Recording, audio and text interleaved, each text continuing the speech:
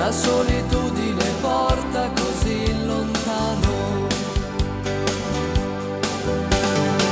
Com'è difficile dire tutto quello che sento, tutte le piccole e grandi verità, ed ogni movimento che mi cambierà, e camminare così nell'infinito che ho dentro, che si modifica e cerca libertà e chiede di capire quello che sarà. Se parli piano puoi sentirlo già, ascolta l'infinito.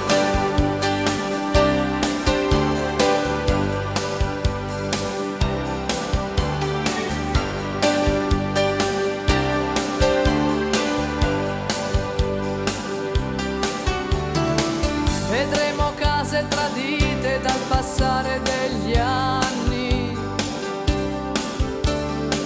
ci sembreranno piccole, dimenticate. Ritroveremo discorsi, curiosità, e quel dolcissimo male ci accarezzerà, ma non avremo parole per dire dov'è. E l'abitudine porta così lontano.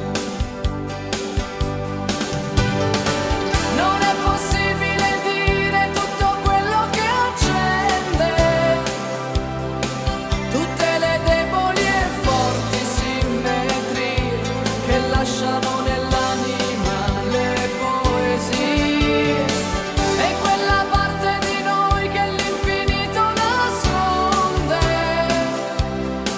che ci modifica e vuole verità, e sa comunicare quello che sarà.